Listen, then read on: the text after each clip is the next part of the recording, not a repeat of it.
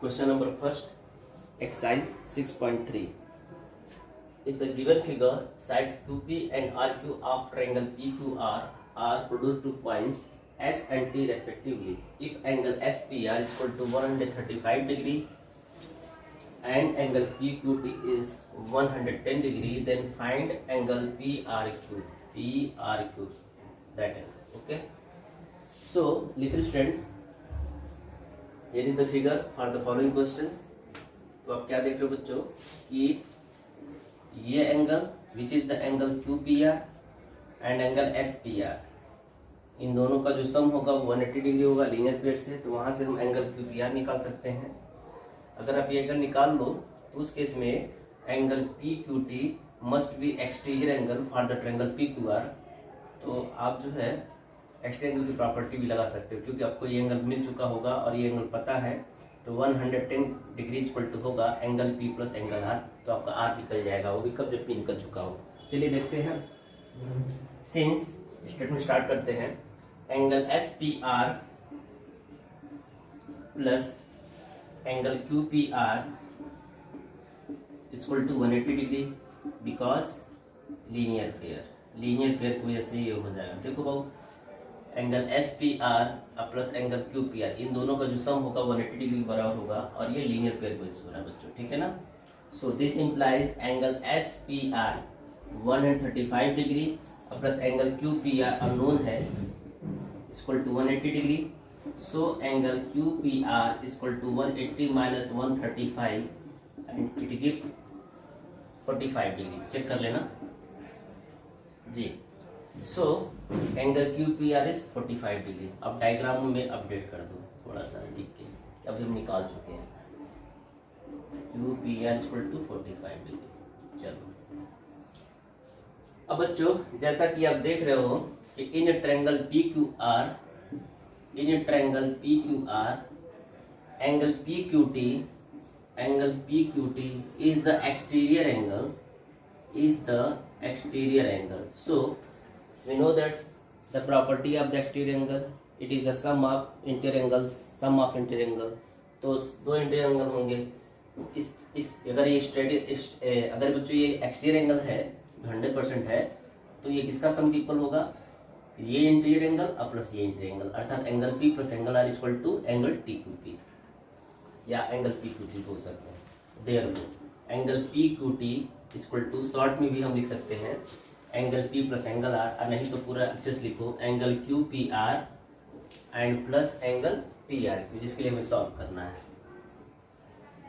देखो angle QPR की value निकाल चुके हैं 45, और एंगल PQT बच्चों क्या है, डायग्राम में देख लो 110 डिग्री है, और ये तो अननोन है, इसी के लिए हमको सॉल्व करना है ना।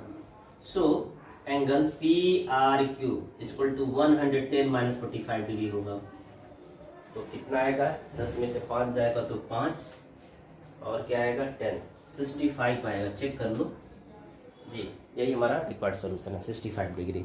So angle PRQ is 65 degree.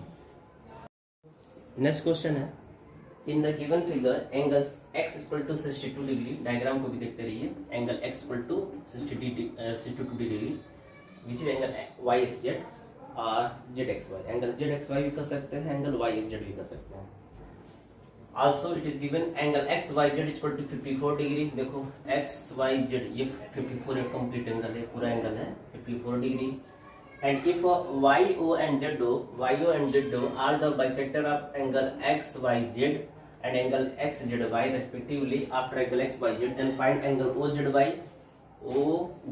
आपको बस ये छोटा सा एंगल निकालना है, एंगल OZY, और क्या निकालना है, एंगल YOZ बच्चों, और ये एंगल निकालना है। जैसे देखो बच्चों, कहा ये है कि YO जो है ना, वो एंगल बाइसेक्टर है, किसका, एंगल XYZ का।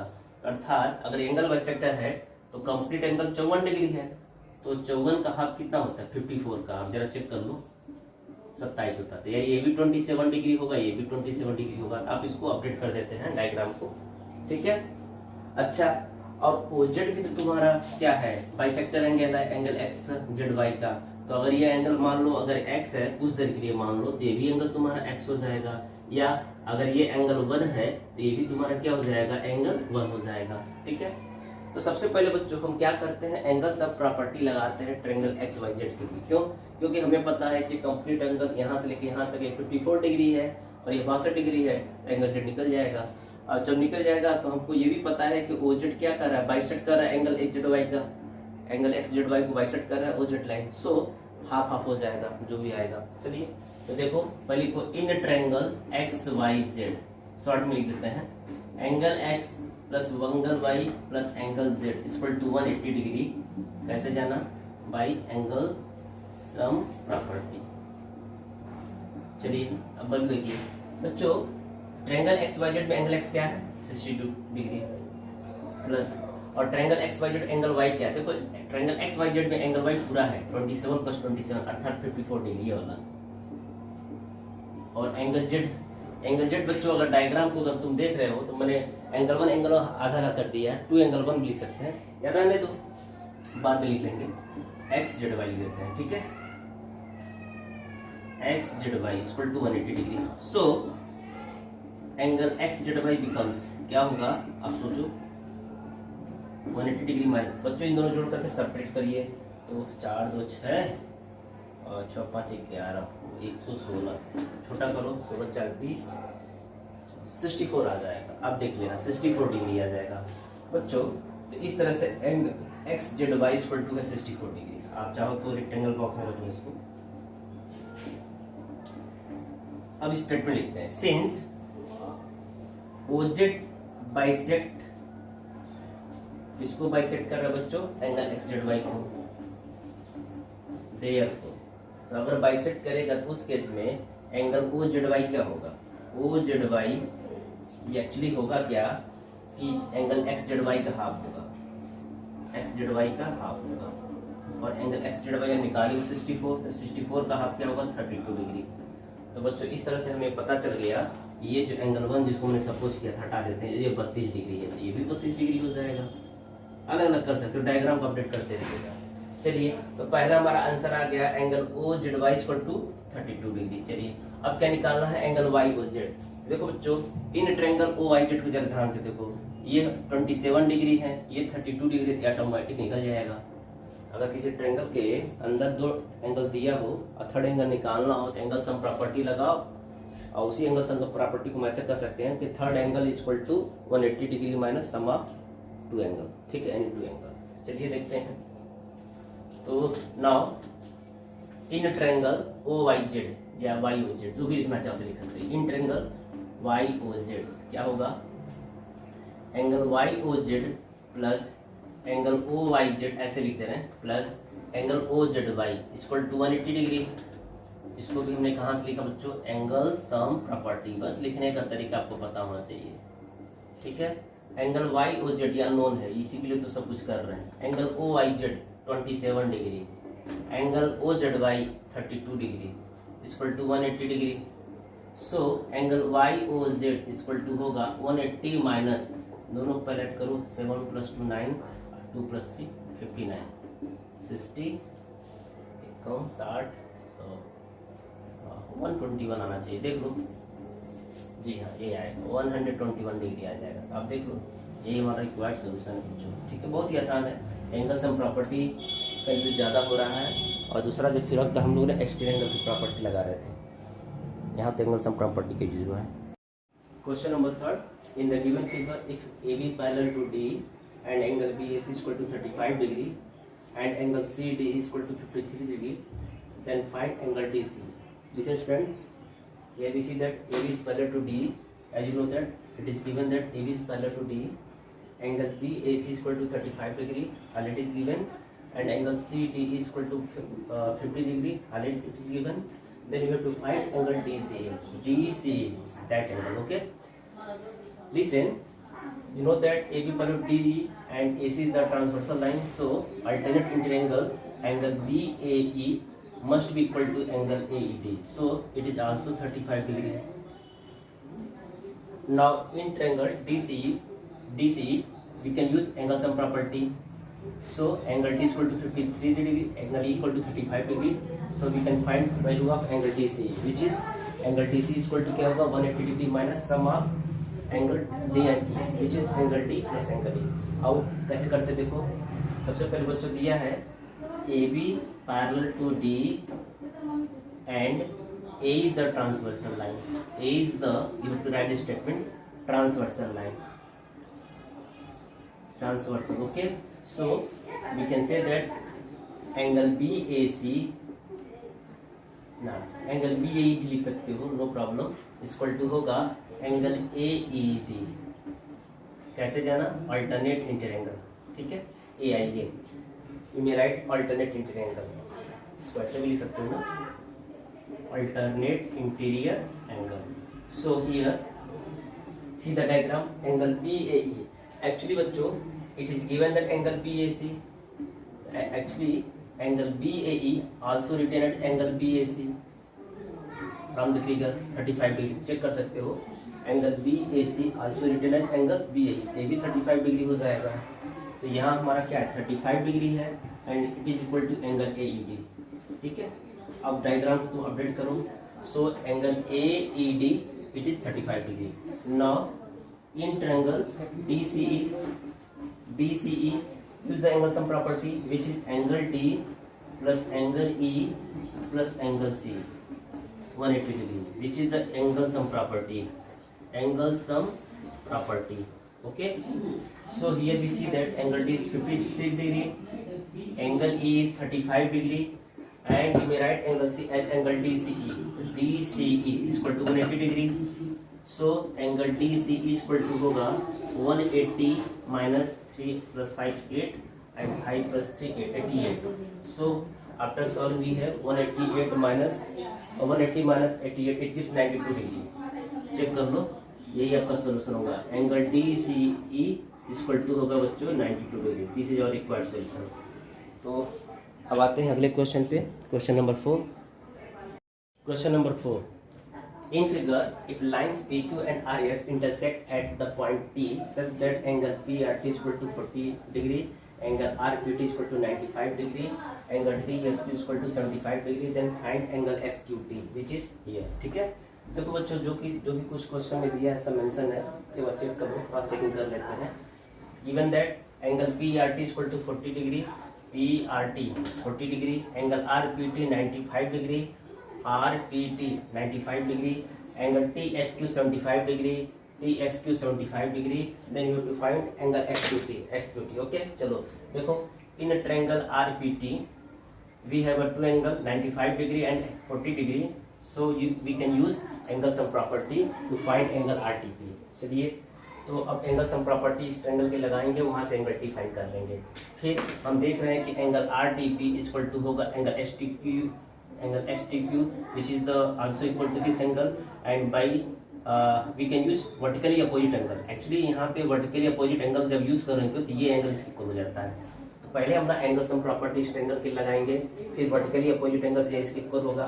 फर्दर फिर क्या करेंगे, ट्रायंगल TSQ के लिए एंगल सम प्रॉपर्टी लगा करके हम इजीली तरीके से एंगल XQT फाइंड कर सकते हैं। आइए देखते हैं।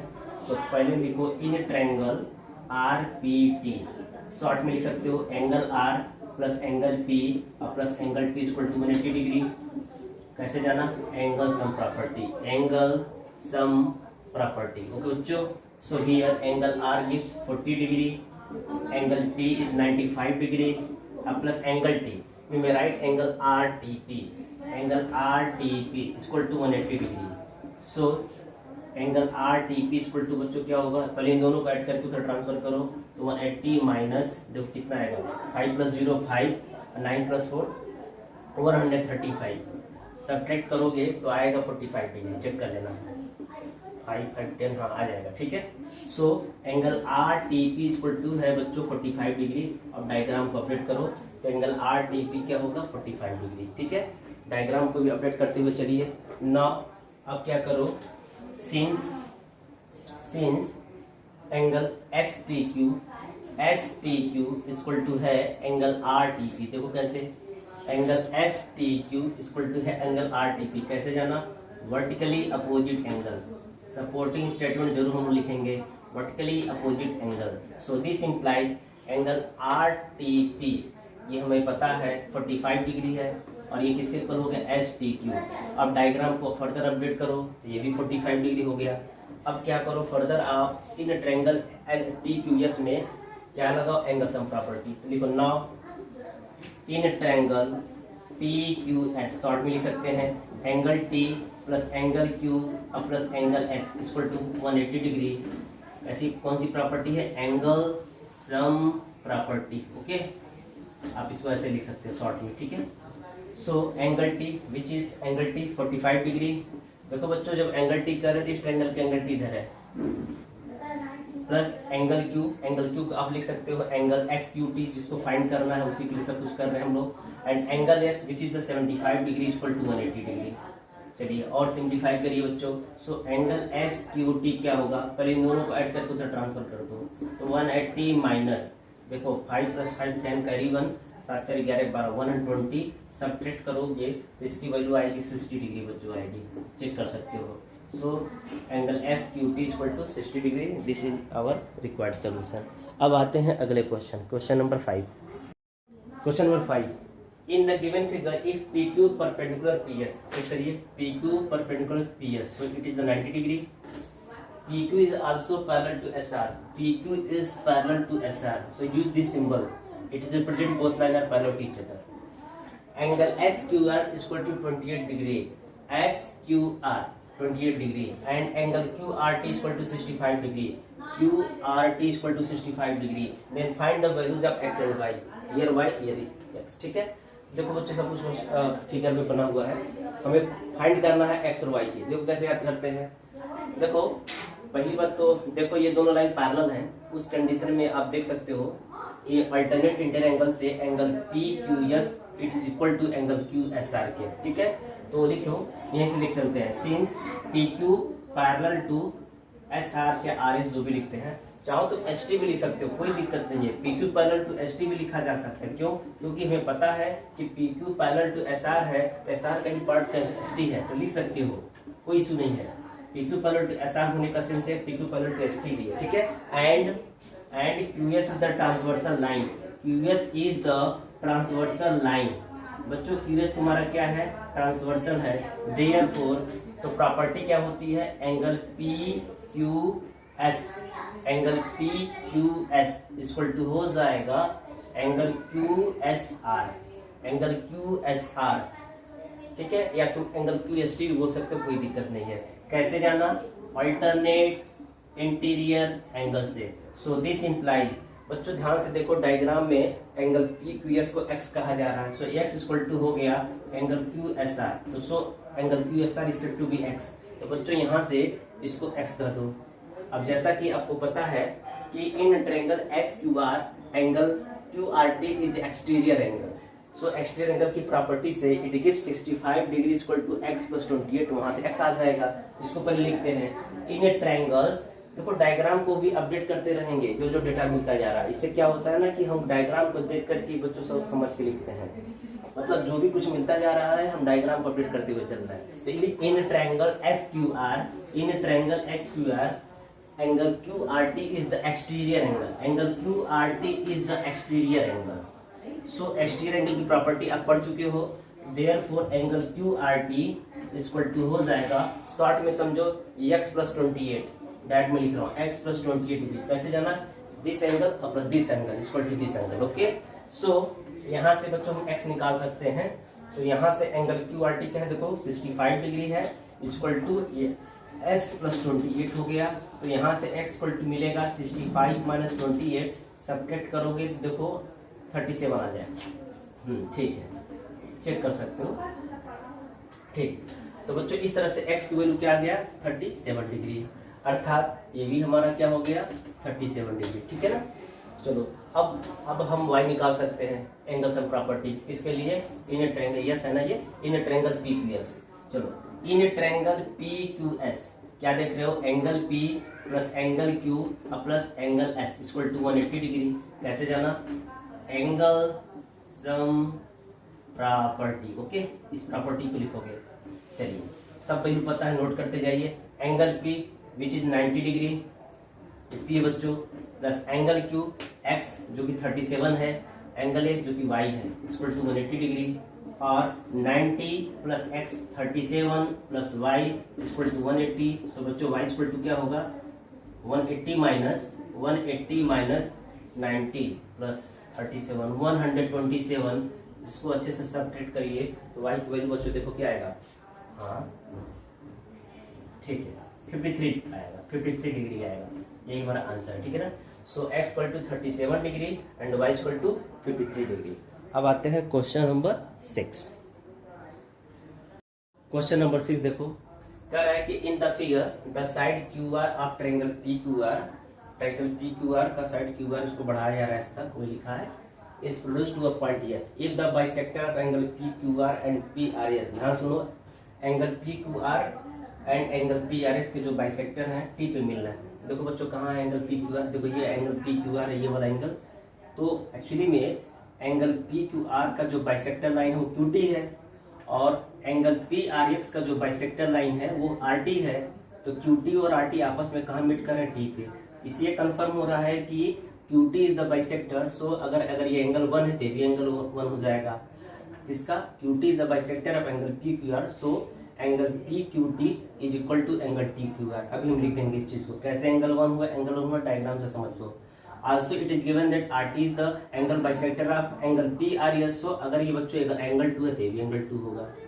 तो हमें ये प्रूफ करना है, तो रफ कर लेना चाहिए एंगल QTR। देखो डायग्राम देखो, QTR यानी ये एंगल है, QTR equal to half of angle QPR। QPR कहाँ ये है, अर्थात इन दोनों एंगल के बीच में एक रिलेशन होगा।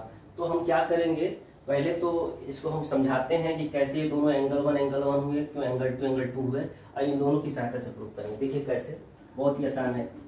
स्टेटमेंट लिखते हैं, since QT bisect angle PQR therefore this implies angle PQT is equal to हो जाएगा बच्चों, एंगल PQT इक्वल टू हो जाएगा एंगल TQR। तुम ऐसे बोल सकते हो, बीच में क्यों आना चाहिए, angle PQT equal to TQR। इसको हमने एंगल 1 सपोज किया है से, तो मान लेते हैं दोनों एंगल 1 है, ठीक है ना।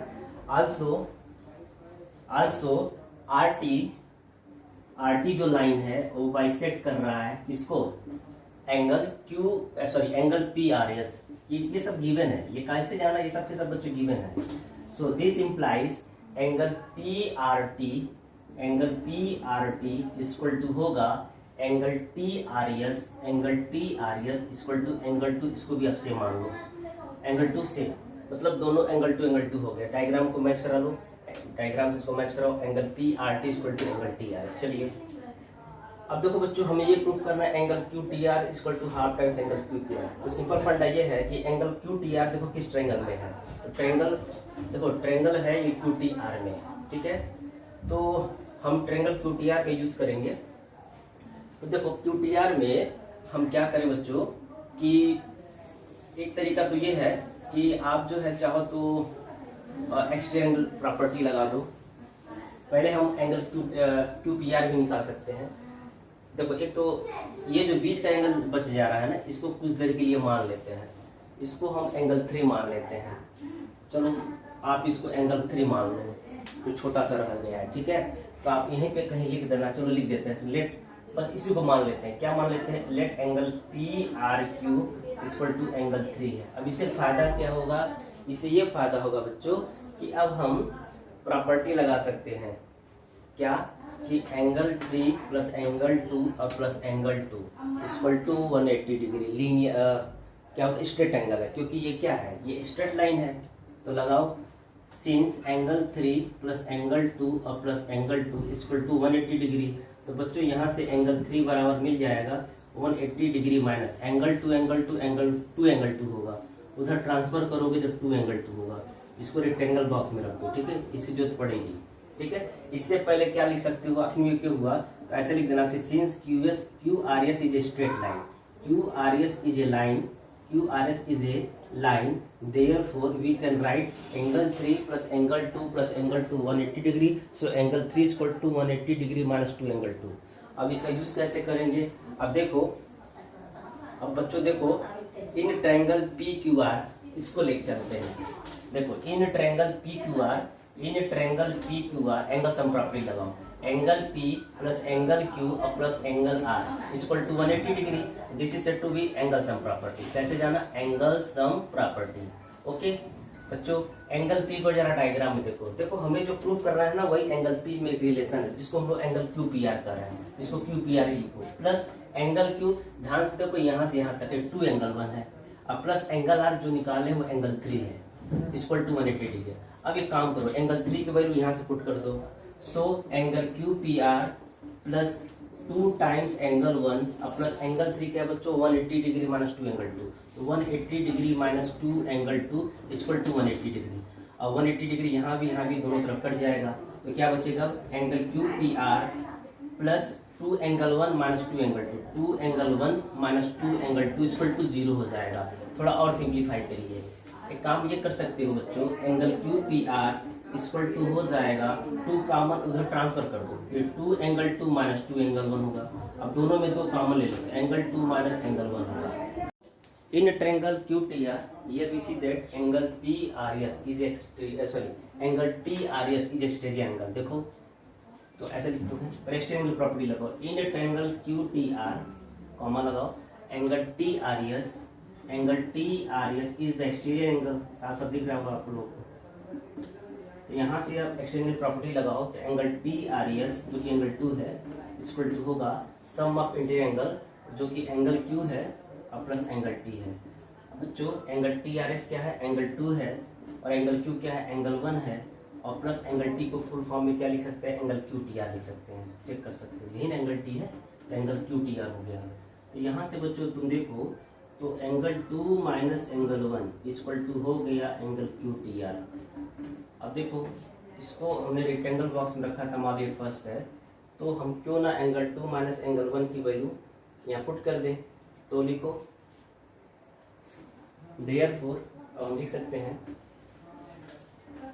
Therefore angle QPR equal to होगा बच्चों 2 टाइम्स और एंगल 2 माइनस एंगल 1, इसको चाहो तो 2 मान लो, और इससे पहले लिख देना from first and second we have angle QPR equal to है 2 टाइम्स एंगल 2 माइनस एंगल 1 की वैल्यू क्या है? Angle QTR। सो बच्चों अब हम कह सकते हैं कि एंगल QTR इक्वल टू है हाफ टाइम्स एंगल QPR। देखो यही प्रूफ करना है, ठीक है। तो थोड़ा सा कॉन्सेप्चुअल है, आपको थोड़ा प्रैक्टिस करना पड़ेगा। तो कैसे किया मैंने जरा ओवरव्यू बताते हैं। सबसे पहले जो प्रॉपर्टी दी हुई है क्वेश्चन उसका यूज़ करते हैं। क्या कहा है? QT bisect angle PQR। सो अगर एंगल 1 सपोज किया तो भी एंगल 1 हो जाएगा। फिर कह रहा है RT बाइसेक्ट एंगल PRS, तो बच्चों अगर एंगल 2 है तो ये भी एंगल 2 मान लिया।